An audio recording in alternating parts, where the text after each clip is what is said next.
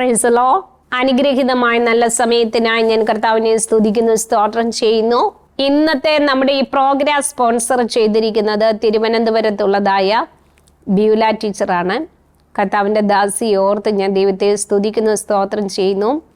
തൻ്റെ സഹോദരനും കുടുംബത്തിനും വേണ്ടി ഈ പ്രോഗ്രാം താൻ സ്പോൺസർ ചെയ്തിരിക്കുമ്പോൾ അവരുടെ ജീവിതത്തിൽ കർത്താവ് അത്ഭുതങ്ങളെ പ്രവർത്തിക്കുവാൻ, അതിശയങ്ങളെ പ്രവർത്തിക്കുവാൻ, വിടുതലുകൾ പ്രാപിക്കുവാൻ, തലമുറകളുടെ ജീവിതത്തിൽ വലിയ അനുഗ്രഹങ്ങൾ പ്രാപിക്കുവാൻ, അവരുടെ ഭാവിയുടെ വിഷയങ്ങളെല്ലാം സ്വർഗത്തിലെ ദൈവം അത്ഭുതം പ്രവർത്തിക്കുവാനായി നമുക്ക് പ്രാർത്ഥിക്കാം. കർത്താവിൻ്റെ കരുതലിൻ്റെ കരം തന്നെ മക്കളുടെ ഭവനത്തിൽ വെളിപ്പെടുവാനായി നമുക്ക് പ്രാർത്ഥിക്കാം. പ്രിയരെ, നമ്മളെല്ലാവരും സ്തോത്രം ചെയ്ത ആ കുടുംബത്തിന് വേണ്ടി ഓരോരുത്തരും കേട്ടുകൊണ്ടിരിക്കുന്ന ഓരോരുത്തരും സ്തോത്രം ചെയ്യുമ്പോൾ നമ്മൾ വിവിധ രാജ്യങ്ങളിൽ ഇരുന്നു കൊണ്ട്, വിവിധ സ്ഥലങ്ങളിൽ ഇരുന്നു കൊണ്ട് നമ്മൾ അവരെ കാണുന്നില്ല. പക്ഷെ വിശ്വാസ കണ്ണുകളാൽ നമ്മൾ കണ്ടും കൊണ്ട് ആ കുടുംബത്തിന് വേണ്ടി സ്തോത്രം ചെയ്യുമ്പോൾ ദൈവത്തിൻ്റെ വലിയ വിടുതലും അത്ഭുത പ്രവൃത്തിയും കാണുവാനിടയാകുന്നു. ഇന്ന് നമുക്ക് അല്പസമയത്തെ ചിന്തയ്ക്കായി തിരുവചനത്തിൽ നിന്നൊരു വേദഭാഗം വായിക്കാം. 1 കൊരിന്ത്യർ ലേഖനം 3-ാം അധ്യായം അതിൻ്റെ 16-ാം വാക്യം. നിങ്ങൾ ദൈവത്തിന്റെ മന്ദിരമെന്നും ദൈവത്തിന്റെ ആത്മാവ് നിങ്ങളിൽ വസിക്കുന്നുവെന്നും അറിയുന്നില്ലയോ?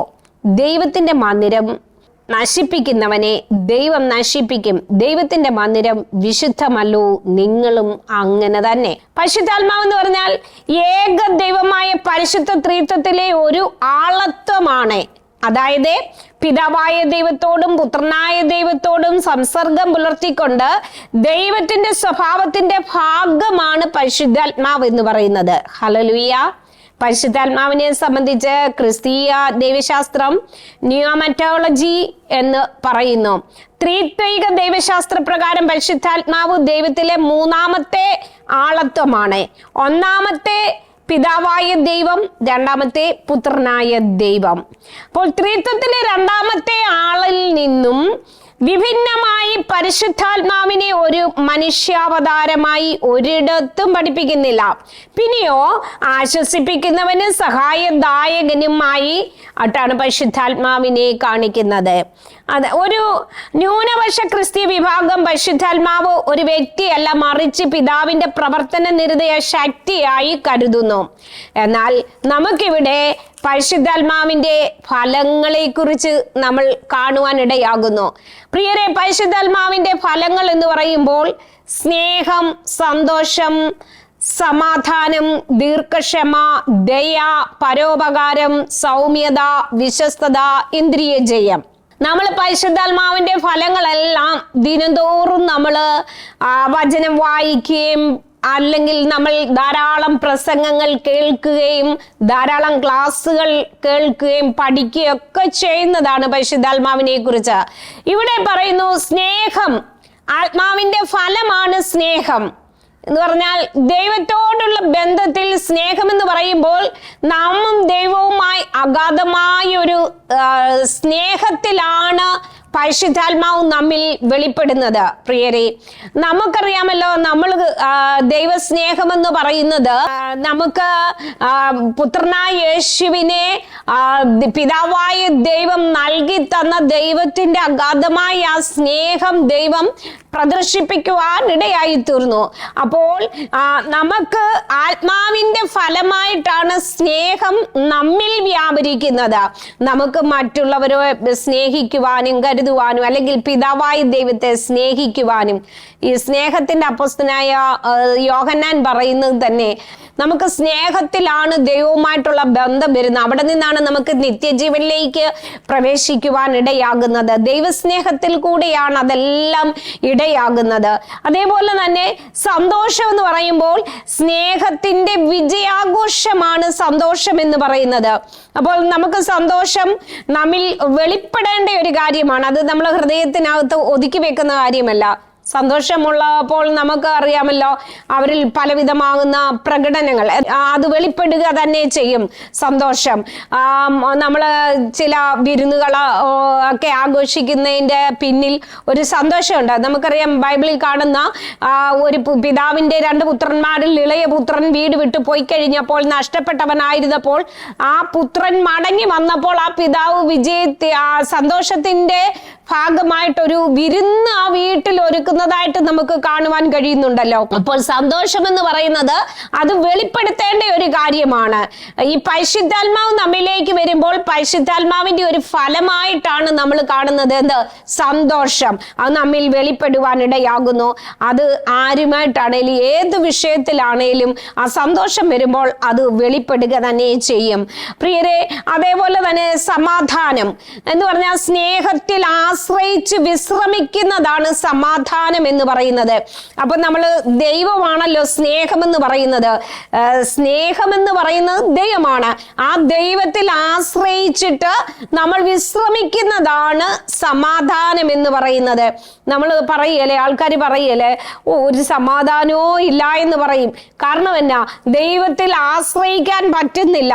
ദൈവത്തിൽ ആശ്രയിച്ച് വിശ്രമിക്കുന്നതാണ് സമാധാനം. അപ്പോൾ ദൈവത്തിൽ ഒരു ആശ്രയം കൊണ്ടുകഴിഞ്ഞാൽ നമ്മിൽ ഒരു വിശ്രമം കടന്നു വരും എന്ന് പറഞ്ഞാൽ അതിനാണല്ലോ നമ്മൾ സമാധാനം എന്ന് പറയുന്നത്. എനിക്ക് സമാധാനമുണ്ട്, സമാധാനം ഇല്ല എന്നൊക്കെ പറയുന്ന ചിലപ്പോൾ നമ്മൾ പറയല്ലേ, ഇപ്പൊ എനിക്കങ്ങ് സമാധാനമായി. എന്താ? ഏതോ ഒരു വിഷയത്തിന് നമുക്ക് മറുപടി കിട്ടിയപ്പോൾ, ഏതോ ഒരു വിഷയത്തിന്റെ വിടുതൽ കണ്ടു കഴിഞ്ഞപ്പോൾ എന്ന് പറഞ്ഞാൽ ദൈവത്തിൽ പൂർണ്ണമായി നമ്മൾ ആശ്രയിച്ച് ആ വിഷയത്തിന്റെ മേൽ വിടുതൽ വന്നു കഴിഞ്ഞപ്പോൾ നമുക്ക് സമാധാനമായെന്ന് നമ്മൾ പറയാറുണ്ട്. പ്രിയരെ, ഈ സമാധാനം എന്ന് പറയുന്നത് സ്നേഹത്തിൽ ദൈവത്തിൽ നമ്മൾ ആശ്രയിച്ച് നമ്മൾ വിശ്രമിക്കുന്നതാണ് സമാധാനം. അപ്പൊ കർത്താവ് പറഞ്ഞു, ഞാൻ നിങ്ങൾക്ക് പൂർണ്ണ സമാധാനം തരുമെന്ന് പറഞ്ഞു. അപ്പൊ ലോകം തരുന്നത് പോലെയല്ല. അപ്പൊ ലോകത്തിൽ നമ്മൾ ആശ്രയിക്കുന്ന, പണത്തിൽ ആശ്രയിക്കുന്നു, ജോലിയിൽ ആശ്രയിക്കുന്നു, സമ്പത്ത് തരുന്ന ആ സ്രോതസ്സുകളിലൊക്കെ നമ്മൾ ആശ്രയിക്കാറുണ്ട്. പക്ഷേ കർത്താവായ യേശുക്രിസ്തു നമുക്കൊരു വാഗ്ദത്തം ചെയ്തു, ഞാൻ നിങ്ങൾക്ക് സമാധാനം തരുന്നു. ലോകം തരുന്നത് പോലെയല്ല. പ്രിയരെ, ഈ ലോകത്തിൽ ആശ്രയിച്ചാൽ, ഈ ലോകത്തിൽ എവിടെ പോയാൽ, ഈ ലോകത്തെ സ്നേഹിച്ച് ഈ ലോകത്തിൽ ആശ്രയിച്ചാൽ, അല്ലെങ്കിൽ മറ്റു വ്യക്തികളെ സ്നേഹിച്ച് അവരിൽ ആശ്രയിച്ചാൽ നമുക്ക് സമാധാനം ലഭിക്കുകയില്ല. അതുകൊണ്ട് 118 സങ്കീർത്തനത്തിൽ പറഞ്ഞു, മനുഷ്യൽ ആശ്രയിക്കുന്നതിനേക്കാൾ ദൈവത്തിൽ ആശ്രയിക്കുന്ന നല്ലത്, പ്രഭുക്കന്മാരിൽ ആശ്രയിക്കുന്നതിനേക്കാൾ ദൈവത്തിൽ ആശ്രയിക്കുന്ന നല്ലത്. ഹല്ലേലൂയ. സഹായിപ്പാൻ കഴിയാത്ത മനുഷ്യപുത്രന്മാരിൽ ആശ്രയിക്കുന്നതിനേക്കാൾ ദൈവത്തിൽ ആശ്രയിക്കുന്ന നല്ലത്. പ്രിയമുള്ളവരെ, നമ്മുടെ ജീവിതത്തിൽ ദൈവത്തെ സ്നേഹിച്ച് ദൈവത്തിൽ ആശ്രയിച്ചാൽ പൂർണ്ണ സമാധാനം, പൂർണ്ണ വിശ്രമം നമുക്ക് കിട്ടുവാനിടയായിത്തീരുന്നു. അതേപോലെ ദൈവവചനം പറയുന്നു, ദീർഘക്ഷമ സ്നേഹത്തിന്റെ പരിശോധനയാണ് മറ്റുള്ളവരോടുള്ള ബന്ധത്തിലാ. ആമേൻ. അതേ ദീർഘക്ഷമ എന്ന് പറയുന്നത് സ്നേഹത്തിന്റെ പരിശോധനയാണ്. അപ്പൊ സ്നേഹം എന്ന് പറഞ്ഞാലും ഈ സ്നേഹം എന്ത് ചെയ്യുന്നുണ്ട്? നമ്മളെ പരിശോധിച്ച് എന്ന് പറഞ്ഞാൽ നമുക്കറിയാമല്ലോ, നമ്മുടെ ജീവിതത്തിൽ ചില പരിശോധനകൾ കടന്നു വരുമ്പോൾ എന്ന് പറഞ്ഞാൽ മറ്റുള്ളവർ, ഒരു സ്നേഹിതൻ തൻ്റെ സ്നേഹിതന് വേണ്ടി ജീവൻ കൊടുക്കുന്ന സ്നേഹമുണ്ടോ? കർത്താവ് പറഞ്ഞ അങ്ങനെ ആരും ഇല്ലായിരിക്കും. ഒരു സ്നേഹം കൊടുത്തുള്ള, ജീവൻ കൊടുത്തുള്ള അങ്ങനെയുള്ള സ്നേഹിതന്മാരൊന്നും കാണുകയില്ല. സ്നേഹിതന്മാരെ നമ്മൾ എന്തിനു പറയുന്നു? സ്വന്തം മക്കളായാൽ പോലും, അല്ലെങ്കിൽ സ്വന്തം മാതാപിതാക്കളാവട്ടെ, അല്ലെ ഭാര്യ ഭർത്താക്കന്മാരാവട്ടെ, ആരെങ്കിലും അങ്ങനെ ചെയ്യാറുണ്ടോ? സ്വന്തം ജീവൻ കൊടുത്തിട്ട് ഞാൻ മരിക്കുന്നെങ്കിൽ മരിക്കട്ടെ, എൻ്റെ ഭർത്താവ് ജീവിക്കട്ടെ, അല്ലെ എൻ്റെ ഭാര്യ ജീവിക്കട്ടെ, എൻ്റെ മക്കൾ ജീവിക്കട്ടെ, അല്ലെ എൻ്റെ മാതാപിതാക്കൾ ജീവിക്കട്ടെ എന്ന് കരുതുന്നവരുണ്ടോ? ചുരുക്കമായിരിക്കും അല്ലേ? ഒരിക്കലും അങ്ങനെ കാണാൻ സാധ്യതയില്ല. വളരെ കുറവാണ്. ആമേൻ. എന്നാൽ പ്രിയമുള്ളവരെ, ദൈവവചനം പറയുന്നു ദീർഘക്ഷമ എന്ന് പറയുന്ന സ്നേഹത്തിന്റെ പരിശോധനയാണെന്ന്. നമ്മുടെ ജീവിതത്തിൽ ക്ഷമിക്കുക എന്ന് പറഞ്ഞപ്പോൾ കർത്താവിനോട് ചോദിച്ചപ്പോൾ കർത്താവ് പറഞ്ഞെന്ന് പറയുന്നത്, നിങ്ങൾ എന്ത് ചെയ്യണമെന്നാ? 70 വട്ടം ക്ഷമിക്കണമെന്ന്. അപ്പോൾ ഈ സ്നേഹത്തിന്റെ ഒരു പരിശോധന എന്ന് പറയുന്നത് ദീർഘക്ഷമ. ഹല്ലേലൂയ. പ്രിയമുള്ളവരെ, മറ്റുള്ളവരോടുള്ള ബന്ധത്തിൽ, നമ്മൾ സഹകരിക്കുന്ന നമ്മുടെ ജീവിതത്തിൽ, അല്ലെങ്കിൽ നമ്മുടെ കുടുംബത്തിൽ, നമ്മുടെ ജോലി സ്ഥാപനങ്ങളിൽ, മറ്റുള്ളവരോടുള്ള ബന്ധത്തിലാണ് നമുക്ക് ഈ സ്നേഹം, ദീർഘക്ഷമ എന്ത് ചെയ്യുന്നത്? വെളിപ്പെട്ട് വരുന്നത്. ഇതെല്ലാം സ്നേഹത്തിന്റെ തന്നെ ഒരു പര്യായമായിട്ടാണ് വരുന്നത്, ദീർഘക്ഷമ. അതേപോലെ തന്നെ ദയ, സ്നേഹത്തിന്റെ കവിഞ്ഞൊഴുക്ക് വെളിപ്പെടുത്തുന്നതാണ് എന്ത്? ദയ എന്ന് പറയുന്നത്. നമുക്ക് സ്നേഹമാന്ന് പറഞ്ഞിട്ട് അത് കവിഞ്ഞൊഴുകുന്നില്ല എങ്കിൽ നമ്മളിൽ ദയയില്ല. അത് കവിഞ്ഞൊഴുകി വരുന്നതാണ് ദയ എന്ന് പറയുന്നത്. ഹല്ലേലൂയ. പ്രിയരെ, നമ്മളിങ്ങനെ പറയത്തില്ലേ, ഒരു ദയയില്ലാത്ത മനുഷ്യനാന്ന് പറയേലേ, കഠിന ഹൃദയനാന്നൊക്കെ നമ്മൾ പറയാറില്ലേ ചിലരെ നോക്കിയിട്ട്. ഭയങ്കര കഠിനനാ എന്നൊക്കെ പറയും. അപ്പോൾ ദയ എന്ന് പറയുന്നത് സ്നേഹത്തിന്റെ ഒരു കവിഞ്ഞൊഴുക്കലാണ്. ഹല്ലേലൂയ. ഇതൊക്കെ പരിശുദ്ധാത്മാവിന്റെ വരമാണെന്നാ പറയുന്നത് ദയ എന്ന് പറയുന്നത്. അതുപോലെ തന്നെ പരോപകാരം എന്ന് പറഞ്ഞാൽ നമുക്ക് എല്ലാവർക്കും അറിയാലോ, സ്നേഹം പ്രവൃത്തിയിലാകുന്നതാണ് പരോപകാരം എന്ന് പറയുന്നത്. അപ്പൊ നമുക്ക് പ്രവൃത്തിയില്ലെങ്കിലോ, സ്നേഹം എൻ്റെ ഭയങ്കര സ്നേഹിതനാന്നൊക്കെ പറയും, പക്ഷെ നമ്മൾ എന്ത് ചെയ്യത്തില്ല, ഒരു പരോപകാരവും ചെയ്യത്തില്ല, ഒരു പ്രവൃത്തിയിലും ആ സ്നേഹം വെളിപ്പെടുത്തത്തില്ല നമ്മള്. കാരണം എന്തേലും അത്യാവശ്യ ഘട്ടങ്ങളൊക്കെ വരുമ്പം അവർക്ക് എന്തെങ്കിലും ഉപകാരം ചെയ്യണമല്ലോ, സഹായം ചെയ്യണമല്ലോ. അപ്പോഴാണല്ലോ നമ്മുടെ സ്നേഹിതനെന്ന് നമുക്ക് അവകാശപ്പെടാൻ സാധിക്കുന്നത്. സ്നേഹിതനായിട്ട് ഒരു അത്യാവശ്യ ഘട്ടം വരുമ്പോൾ നമുക്കൊന്നും സഹായിക്കാൻ പറ്റിയില്ല എങ്കിൽ പിന്നെ എങ്ങനെയാണ് നമ്മൾ സ്നേഹിതൻ എന്ന് പറയുന്നത്? അപ്പൊ പരോപകാരം എന്ന് പറയുന്നത് സ്നേഹത്തിന്റെ മറ്റൊരു അർത്ഥമാണ്. എന്താണ്? ആമേൻ, കവിഞ്ഞൊഴുകി വരുന്ന സ്നേഹം, അതാണ് പരോപകാരം. ആ കവിഞ്ഞൊഴുക്കലിൽ ചില പ്രവർത്തികൾ വെളിപ്പെടുന്നു. അവർക്ക് അത് കർത്താവ് പറഞ്ഞ, നിന്റെ സ്നേഹിതൻ ഒരു വസ്ത്രം ചോദിച്ചാൽ 2 വസ്ത്രം കൊടുക്കുക, ഒരു നാഴിക അവനോടുകൂടെ യാത്ര ചെയ്യാൻ വിളിച്ച നീ എന്ത് ചെയ്യണം? 2 നാഴിക പോകണമെന്നാ കർത്താവ് പറഞ്ഞത്. അപ്പൊ സ്നേഹമെന്ന് പറയുന്നത് അത് നിന്റെ പ്രവൃത്തിയിൽ വെളിപ്പെട്ട് വരണമെന്നാ. പ്രിയമുള്ളവരെ, നമുക്കറിയാമല്ലോ, ഇന്ന് സ്നേഹിതന്മാര് പോയിട്ട് നമ്മുടെ വീട്ടിലുള്ളവർക്ക് പോലും നമ്മൾ എന്ത് ചെയ്യാറില്ല, ഒരു പരോപകാരം ചെയ്യാറില്ല. കാരണം നമ്മൾ എന്തായി മാറിക്കഴിഞ്ഞിരിക്കുകയാണ്. നമ്മളെല്ലാവരും എന്താണ്, സ്വന്തം ഇഷ്ടങ്ങളെ നോക്കി, സ്വന്തത്തെ മാത്രം, അവനവനെ മാത്രം സ്നേഹിക്കുന്ന, അവനവന്റെ കാര്യം മാത്രം നോക്കുന്ന ഒരു ലോകമായി മാറിക്കൊണ്ടിരിക്കുകയാണ് ഇന്ന്. അപ്പോൾ നമുക്കറിയാമല്ലോ, പരോപകാരം എന്ന് പറയുന്നത്, മറ്റുള്ളവരെ സഹായിക്കുക എന്ന് പറയുന്നത്, മറ്റുള്ളവർക്ക് വേണ്ടി എന്തെങ്കിലും ചെയ്യുക എന്ന് പറയുന്നത് ഇന്ന് വളരെ ബുദ്ധിമുട്ടുള്ള കാര്യമാണ്. ഏറ്റവും കൂടുതൽ അത് നമുക്ക് കാണുവാൻ കഴിയുന്നത് ഹോസ്പിറ്റലുകളിലാണ്. ഒരാൾ രോഗിയായി മാറിയാൽ അവരുടെ കൂടെ ഒന്നിരിക്കുവാനോ, അവരെ ഒന്ന് നോക്കുവാനോ, ഒന്ന് പരിചരിക്കുവാനോ ആളില്ലാത്ത ഒരവസ്ഥയാണ് ഇന്ന് കാണുന്നത്. മാതാപിതാക്കൾ കുഞ്ഞുങ്ങളുടെ ആശ്രയമില്ലാതെ, കുഞ്ഞുങ്ങൾ ദൂരെയായിരിക്കുന്നു, അല്ലെങ്കിൽ എല്ലാവരും ഭയങ്കര ബിസിയിലായിരിക്കുന്നു, ആർക്കും സമയമില്ല, അങ്ങനെ ഒരു അവസ്ഥയിലായിരിക്കുന്നു. ഇന്ന് ആർക്കും മറ്റുള്ളവരെ സഹായിക്കാൻ പറ്റാത്ത ഒരു അവസ്ഥയിലൂടെ കടന്നു പോകുന്നു. അങ്ങനെ ആയിരിക്കുന്ന ഈ അനുഭവത്തിൽ പരിശുദ്ധാത്മാവ് നമ്മളോട് പറയാ, പരിശുദ്ധാത്മാവിന്റെ ഫലമാകുന്ന സ്നേഹത്തിൽ നിന്നും പരോപകാരം ഉണ്ടാകണം.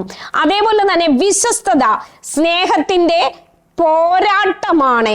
വിശ്വസ്തത എന്ന് പറയുന്നത് അത് നമ്മിൽ തന്നെയാണ് വെളിപ്പെടേണ്ടത്. വിശ്വസ്തത, പ്രിയമുള്ളവരെ, ആരെയും കാണിക്കാൻ വേണ്ടിയല്ല, നമ്മൾ നമ്മിൽ തന്നെ വിശ്വസ്തരായിരിക്കണം. പ്രിയമുള്ളവരെ, നമ്മുടെ ജീവിതത്തിൽ ഒരുപാട് കാര്യങ്ങൾ നമ്മൾ ചെയ്തെടുക്കേണ്ടതുണ്ട്. ഒരുപാട് കാര്യങ്ങളുണ്ട്. ദൈനംദിന ജീവിതത്തിൽ നമുക്ക് എന്തെല്ലാം കാര്യങ്ങൾ ചെയ്യേണ്ടതുണ്ട്. അതിലെല്ലാം നമ്മൾ വിശ്വസ്തരായിരിക്കണം. അപ്പോൾ വചനം നമ്മളോട് പറയുന്ന ഒരു കാര്യമുണ്ട്, പരിശുദ്ധാത്മാവിന്റെ സ്നേഹത്തിൽ നിന്നാണ് ഈ വിശ്വസ്തത ഉരുത്തിരിഞ്ഞു വരേണ്ടത്. അപ്പൊ പരിശുദ്ധാത്മാവിന്റെ ഫലമാകുന്ന സ്നേഹം നമ്മിൽ വന്നെങ്കിൽ മാത്രമേ ഈ വിശ്വസ്തത നമുക്കുണ്ടാകുകയുള്ളൂ. അതേപോലെ തന്നെ അടുത്ത കാര്യമാണ് സൗമ്യത എന്ന് പറയുന്നത്. സ്നേഹത്തിന്റെ പഠനക്കളരിയാണ് സൗമ്യത എന്ന് പറയുന്നത്. അത് നമ്മിൽ വെളിപ്പെടേണ്ടതാണ്. പ്രിയമുള്ളവർ, ഈ കാര്യങ്ങളെല്ലാം വിശദീകരിക്കാനാണെങ്കിൽ ഒരുപാട് കാര്യങ്ങളുണ്ട്. ഈ ഓരോ പോയിന്റിനെ കുറിച്ചും വിശദീകരിക്കാൻ നമ്മൾക്കത് സമയമില്ലാത്തത് കൊണ്ട് ഓരോ പോയിന്റായിട്ട് പറഞ്ഞു പോവുകയാണ്. ഹല്ലേലൂയ, ആമേൻ. സൗമ്യത, ആമേൻ. സ്നേഹത്തിന്റെ പഠനക്കളരി എന്ന് പറയുമ്പോൾ നമുക്കറിയാമല്ലോ, സ്നേഹം, ആമേൻ, ഹല്ലേലൂയ, അപ്പോസ്തലനായ പൗലോസ് പറയുന്നത് പോലെ ദീർഘമായി ക്ഷമിക്കുന്നു, സ്നേഹം നിഗളിക്കുന്നില്ല, ചീർക്കുന്നില്ല, അങ്ങനെയൊക്കെ പല കാര്യങ്ങളാണ് സ്നേഹത്തെ കുറിച്ച് പറയുന്നത്. സ്തോത്രം, ഹല്ലേലൂയ. അപ്പൊ നമ്മിൽ വെളിപ്പെടേണ്ട ഒരു കാര്യമാണ് സൗമ്യത എന്ന് പറയുന്നത്. സൗമ്യതയാകുന്ന ആ കളരിയിൽ കൂടി വേണം നമ്മൾ എന്ത് ചെയ്യുവാൻ, വളർന്ന് നമ്മൾ പോകുവാന്. നമ്മൾ പറയല്ലേ, കളരിയിൽ പണ്ടൊക്കെ, ഇപ്പോഴാണെങ്കിൽ കുട്ടികൾക്കെല്ലാം പ്ലേ സ്കൂൾ ആയിപ്പോയി. പണ്ട് പ്ലേ സ്കൂളൊന്നും അല്ലല്ലോ പറയുന്നത്. എൻ്റെ ചെറുപ്പകാലത്ത് പറയുന്നത് കളരി എന്നാ പറയുന്നത്. ഞങ്ങളൊക്കെ ആശാന്റെ കളരിയിൽ പോയി പഠിച്ചിട്ടുള്ളവരാ. നിലത്ത് കൈയും കൊണ്ട് എഴുതി, ഓലയിൽ എഴുതി പഠിച്ചിട്ടുള്ളവരാ. അപ്പൊ കളരിയിൽ പഠിച്ചു വളർന്നാണ് നമ്മുടെ ജീവിതം ആരംഭിക്കുന്നത്. അപ്പൊ ആ കളരിയിൽ കിട്ടുന്നതൊക്കെയാണ് നമ്മുടെ ജീവിതത്തിൽ. ഞങ്ങളെ കൊണ്ട് ആശാൻ ഓലയിൽ എഴുതിപ്പിച്ച ആദ്യത്തെ വാക്ക് ദൈവത്തിന് സ്തോത്രം എന്നാണ്. അപ്പോൾ ദൈവത്തിന് സ്തോത്രം എന്ന് എഴുതിയത് അന്ന് 4 വയസ്സോ ഉള്ളപ്പോൾ നമ്മൾ ആ കളരിയിൽ എഴുതി പഠിച്ചു തുടങ്ങിയത് സ്തോത്രം നമ്മുടെ ജീവിതത്തിൽ നമ്മൾ പിന്നെയും തുടർന്നുകൊണ്ടേ ഇരിക്കുകയാണല്ലോ. അപ്പൊ സൗമ്യത എന്ന് പറയുന്നതും അത് തന്നെയാണ്. അതേപോലെ തന്നെ ഇന്ദ്രിയ ജയം, സ്നേഹത്തിന്റെ പരിശീലനമാണ് ഇന്ദ്രിയ ജയം എന്ന് പറയുന്നത്.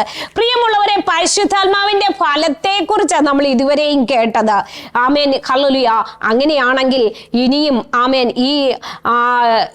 ഇപ്പോൾ ഉള്ളതെന്ന് പറയുന്നത്, ഈ സഭായുഗം എന്ന് പറയുന്നത് പരിശുദ്ധാത്മാവിന്റെ കാലയളവാണല്ലോ. ഇന്ന് പരിശുദ്ധാത്മാവിന്റെ സഭായുഗം പരിശുദ്ധാത്മാവിന്റെ കാലയളവാണ്. പുതിയ നിയമകാലം എന്ന് പറഞ്ഞാൽ പുത്രനായ ദൈവത്തിന്റെ കാലയളവ്. പഴയ നിയമകാലം എന്ന് പറഞ്ഞാൽ പിതാവായ ദൈവത്തിന്റെ കാലമാണ്. ഇപ്പോൾ നമുക്ക് പരിശുദ്ധാത്മാവിന്റെ പ്രവർത്തികൾ കാണുവാൻ കഴിയുന്നുണ്ട്. പരിശുദ്ധാത്മാവ് കാര്യസ്ഥനായി, ആശ്വാസപ്രദനായി, അതേപോലെ പരിശുദ്ധാത്മാവ് പക്ഷപാതം ചെയ്യുന്നു, നമുക്ക് തുണ നിൽക്കുന്നു. അതേപോലെ പരിശുദ്ധാത്മാവ് സംസാരിക്കുന്നു, പരിശുദ്ധാത്മാവ് നിയമനം നടത്തുന്നു, പരിശുദ്ധാത്മാവ് നിയന്ത്രിക്കുന്നു, പരിശുദ്ധാത്മാവ് കൃപാവരങ്ങൾ നൽകുന്നു, പരിശുദ്ധാത്മാവ് ശുദ്ധീകരിക്കുന്നു, പരിശുദ്ധാത്മാവ് ആത്മാധിവാസം വിശ്വാസിയിൽ നിറയ്ക്കുന്നു, അതേപോലെ വിശ്വാസിയെ മുദ്രയിട്ട് വാർതിരിക്കുന്നു. ഇതെല്ലാം ഓരോ പോയിന്റ് ആയിട്ട് ദൈവവചനത്തിൽ നിന്ന് നമുക്ക് എടുത്ത് വായിക്കുവാനും ഇതിനെക്കുറിച്ചെല്ലാം വിശദമായിട്ട് നമുക്ക് പഠിക്കുവാനുമുണ്ട്. പരിശുദ്ധാത്മാവിന്റെ പ്രവർത്തികൾ, പരിശുദ്ധാത്മാവിന്റെ ഫലം മാത്രമല്ല, പരിശുദ്ധാത്മാവിന്റെ പ്രവർത്തികളുമുണ്ട്. ഹല്ലേലൂയ.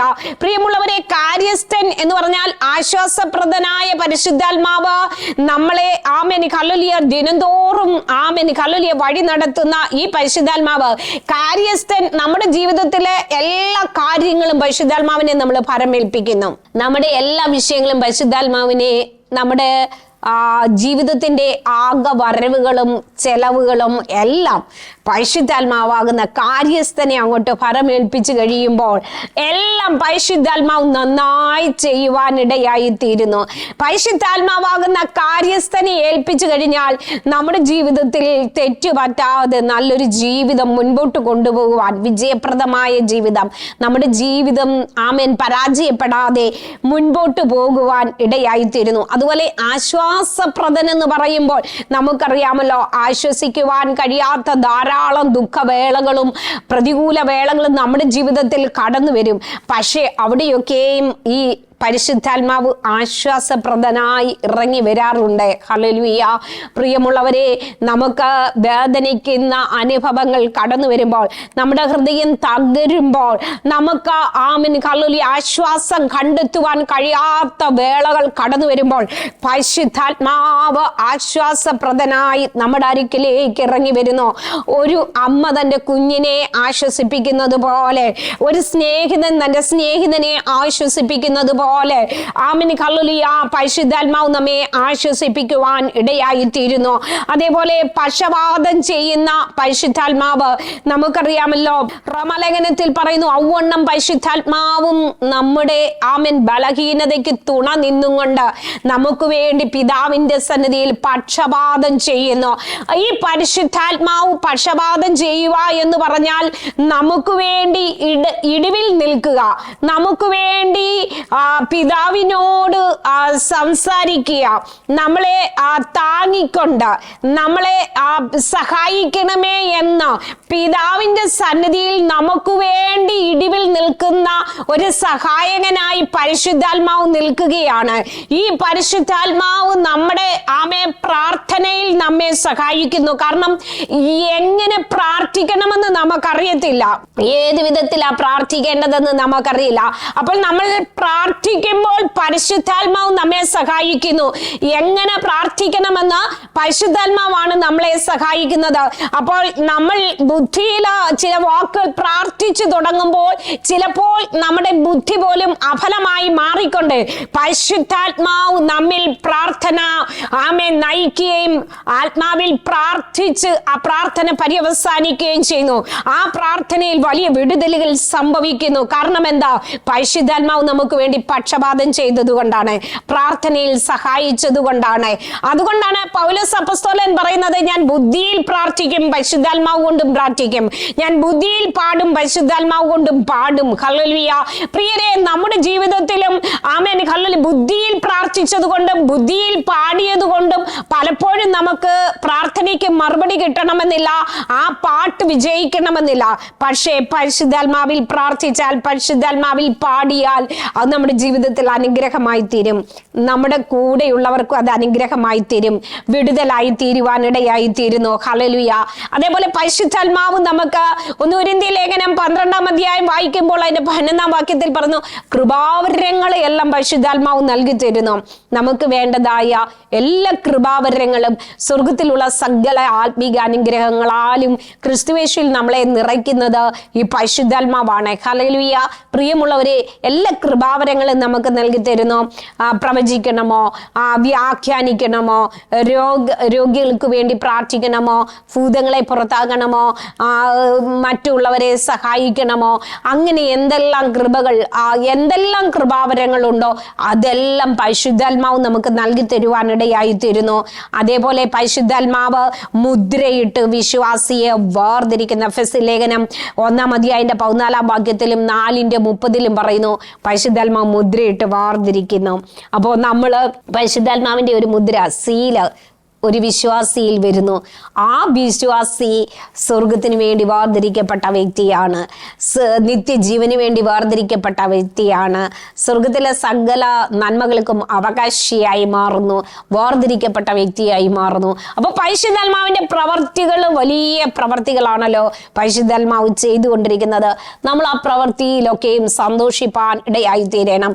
നമ്മൾ ഈ വചനം നമ്മൾ പഠിച്ചാൽ, വചനത്തിൽ നമുക്ക് ഉറപ്പും ധൈര്യവും കഴിഞ്ഞാൽ ഈ ലോകത്തിൽ വരുന്നതായ പ്രശ്നങ്ങളും പ്രതികൂലങ്ങളും കടന്നു വരുമ്പോൾ നമ്മൾ തളരാതെ നിൽക്കുവാനിടയായിത്തീരുന്നു. കാരണം വചനം നമുക്ക് ഉറപ്പ് തരുന്നു, വചനം നമ്മളെ ബലപ്പെടുത്തുന്നു. അപ്പോൾ വചനത്തിൽ ഉറപ്പും ധൈര്യവും പ്രാപിക്കാത്തവർ പെട്ടെന്ന് തളർന്നു പോകുവാനിടയാകുന്നു, പെട്ടെന്ന് ക്ഷീണിച്ചു പോകുവാനിടയാകുന്നു. പ്രിയമുള്ളവരെ, ഇന്ന് ആമേൻ ഈ വചനം കേൾക്കുന്നവരുടെ ജീവിതത്തിലാ ദൈവത്തിന്റെ പരിശുദ്ധാത്മാവിന്റെ ഒരു മുദ്ര വീഴണം. ഹല്ലേലൂയ. നമ്മളെ വേർതിരിക്കണം ആത്മാവ്. ഹല്ലേലൂയ. അങ്ങനെ വേർതിരിച്ചില്ല എങ്കിൽ കാഹളധ്വനി കേൾക്കുമ്പോൾ നാം ഹല്ലേലൂയ, അതേ കാഹളധ്വനി ഉണ്ടാകുമ്പോൾ നമ്മൾക്കത് കേൾക്കുവാനോ രൂപാന്തരം പ്രാപിക്കുവാനോ ആകാശങ്ങളിൽ കർത്താവിനെ എതിരേൽപ്പാൻ മേഘങ്ങളിൽ എടുക്കപ്പെടുവാനോ കഴിയുകയില്ല. പ്രിയമുള്ളവരെ, അതുകൊണ്ട് പരിശുദ്ധാത്മാവ് നമ്മെ വേർതിരിക്കുന്നത്, മുദ്രയിട്ട് വേർതിരിക്കുന്നത് കർത്താവിന് വേണ്ടി നമ്മളെ വിശുദ്ധരായി അവകാശിയായി സ്വർഗീയ എല്ലാ നന്മകൾക്കും നിത്യജീവനും അവകാശിയായി നമ്മെ വേർതിരിക്കുവാനിടയായി തീരുന്നു.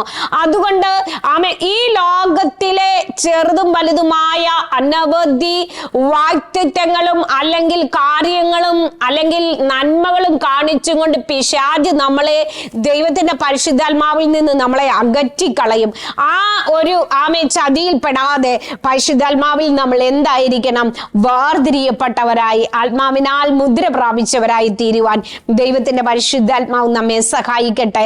ദൈവകരങ്ങളിൽ നമ്മളെ തന്നെ സമർപ്പിച്ചു കൊടുത്തുകൊണ്ട് ആത്മാവിന്റെ അതേ ഫലം നമ്മിൽ വ്യാപരിക്കേണ്ടതിന്, ആത്മാവിന്റെ പ്രവൃത്തി നമ്മിൽ വെളിപ്പെടേണ്ടതിന്, പരിശുദ്ധാത്മാവിനാൽ നമ്മൾ നയിക്കപ്പെടേണ്ടതിന് സങ്കീർത്തനത്തിൽ ദാവീദ് ഇപ്രകാരം പറയുന്നു, നിന്റെ ആത്മാവിനാൽ നീ എന്നെ വഴി നടത്തും, നിന്റെ ആലോചനയാൽ എന്നെ വഴി നടത്തും, പിന്നത്തേതിൽ എന്നെ മഹത്വത്തിലേക്ക് കൈക്കൊള്ളും.